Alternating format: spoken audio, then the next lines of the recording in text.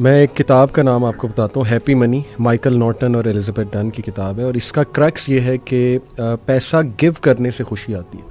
Social experiment کیا ان لوگوں نے. سوشل ایکسپیریمنٹ کیا تھا کہ ٹرین پہ جو لوگ چڑھنے والے تھے سب وے سے، انہیں کہا کہ ہم نا آپ کو $10 دے رہے ہیں، لیکن یہ آپ کا نہیں ہے، یہ آپ نے رینڈملی کسی کو دیکھنا ہے، شکل سے اسے پہچاننا ہے اور اس سے دے دینا. بڑا حیران ہوئے یہ کیا بات ہے. خیر انہوں نے ایکسیپٹ کیا، اور پھر کئی لوگوں سے جب انہوں نے عمل کرا اور ان سے اینڈ میں پوچھا کہ ہاؤ ڈو یو فیل، تو they felt really good, excited, happy, ان کے ایموشنز بڑے زبردست ہو گئے.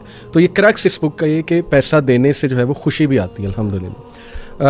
2 آیات ہیں، لیکن دوسری میں انشاءاللہ جو سیکنڈ آپ راؤنڈ لگائیں گے اس میں بتاؤں گا. دونوں آیات جو ہیں میں نے اس لیے سلیکٹ کی کیونکہ یہ دونوں مسائل ہیں یوتھ کے. آج کل ہم اس میں اکثر مغیرہ بات بھی کرتے ہیں، شہوات اور شبہات میں.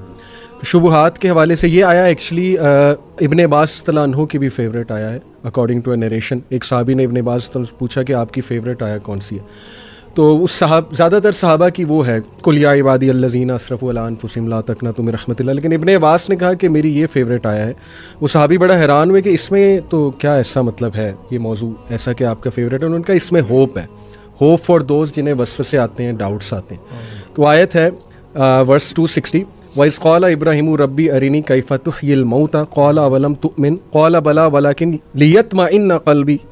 یہ آیت کی ٹرانسلیشن میں آپ کو بتاتا ہوں. And remember when Ibrahim said my lord show me how you give life to the dead. اللہ responded do you not believe. Ibrahim replied yes I do but just so my heart can be reassured. تو الحمدللہ دیکھیں، میں ایک scholar کو بھی سن رہا تھا، انہوں نے کہا کہ اس میں ہوپ ہے ان لوگوں کے لیے کہ جن کو ڈاؤٹس آ جاتے ہیں. Not all doubts are wrong. Some doubts obviously they can take you to a very wrong direction, especially اگر ان کی انٹینشن ٹھیک نہیں ہے اور وہ بس آپ وہ بنی اسرائیل جیسے ہر چیز پہ ڈاؤٹ اٹھا دیتے تھے، وہ تو غلط انٹینشن. لیکن اگر آپ سمجھنے کے لیے، ایمان بڑھانے کے لیے کچھ پوچھ رہے ہو تو میرا خیال جن سے پوچھا جا رہا ہے ان کو بھی انڈرسٹینڈ کرنا چاہیے. سب سے پہلے اس نے ظانی دینا چاہیے کہ یار یہ سمجھنا چاہ رہے ہیں، اور جو پوچھنے والا ہے اس کو بھی میں سمجھتا ہوں ہوپ فل رہنا چاہیے کہ ایمان ڈاؤن ہو جاتا ہے، ڈاؤٹس آ جاتے ہیں، لیکن یہ کہ پوچھو. کیونکہ ابراہیم علیہ السلام دیکھیے وہ اللہ کو کہہ رہے ہیں کہ اللہ مجھے آپ دکھائیں، میں بس ایمان کی تقویت جو ہے وہ چاہتا ہوں. لیکن پوچھنے کا مقصد جو ہے وہ ڈاؤٹ نہیں ہے، نہ ہی شک ہے جی، لیکن انکریز ان فیتھ ہے. انکریز ان فیتھ رزلٹ ہے اس کا. کے لیے انکریز کرنی، یعنی ابراہیم علیہ السلام کے اندر ذرہ برابر بھی شک نہیں تھا، ذرہ برابر بھی کسی قسم کا ڈاؤٹ کچھ نہیں تھا، لیکن صرف سوال کرنے کی نوعیت یہ تھی، یا سوال سے وہ چاہتے یہ تھے کہ ان کا ایمان اور بڑھے. تو یہ بھی ایک ہوتا ہے. یہ جو تقاضا ہے نا، یہ 2 جگہوں پہ قرآن مجید میں ہوا ہے. ایک تو تقاضا یہ سیدنا ابراہیم علیہ السلام کے بارے سے، اور ایک سیدنا موسیٰ علیہ السلام کا بھی. اچھا، ایک قوم کی طرف سے بھی یہ تقاضا موجود ہے. سیدنا عیسیٰ علیہ السلام کی قوم نے کہا تھا کہ انزل علینا مائدۃ من السماء. ٹھیک ہے، تو اصل میں ان سب آیات کا اگر آپ کانٹیکسٹ دیکھیں نا، اور یہاں پہ جو آیات ہیں اس کے اندر اللہ نے سب سے پہلے قال اولم تؤمن، کیا تم ایمان نہیں لائے. اسی طریقے سے جو حواریوں نے جب یہ سیدنا عیسیٰ علیہ السلام سے پوچھا تھا، تو وہاں پہ سیدنا عیسیٰ علیہ السلام نے کہا کہ تم اللہ سے ڈرو، تم کس طرح کا تقاضا کر کے تم اللہ پہ ایمان نہیں لاتے. دونوں نے جواب یہ دیا کہ ہم اپنے دل کا اطمینان چاہتے ہیں، اور دونوں کو جواب ملا اللہ کی طرف سے. اس سے پتہ یہ چلا کہ اللہ تعالیٰ سے ایسے ایکسپیرینسز کا تقاضا کرنا جو کہ اگینسٹ دا نیچرل لاز ہیں، یہ پسندیدہ نہیں ہے، لیکن یہ حرام بھی نہیں ہے. کہنے کا مطلب ہے کہ کئی دفعہ انسان کو اللہ کی طرف سے ری ایشورنس چاہیے ہوتی ہے کچھ نہ کچھ لیول پہ.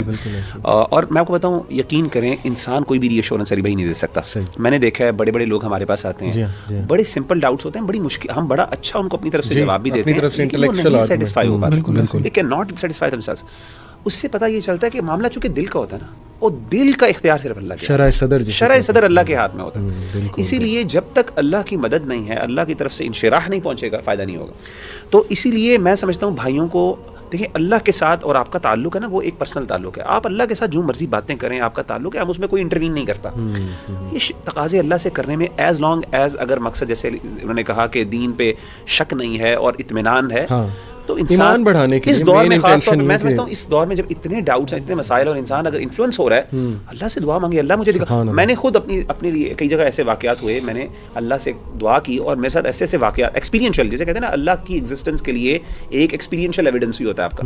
کچھ ایکسپیرینسز ہوتے ہیں اللہ سے، ایسے ایکسپیرینسز مانگنے، لیکن وہ راز میں رہنے چاہیے، وہ راز کے ہوتے ہیں اور وہ دلیل نہیں بنتے دوسروں کے لیے. بلکہ وہ ایک لمبا ٹاپک ہے، بڑا. یہ دعا بھی ہے نا، اللہم ارنا الحق حقا وارزقنا اتباعہ. ماشاءاللہ، یہ بھی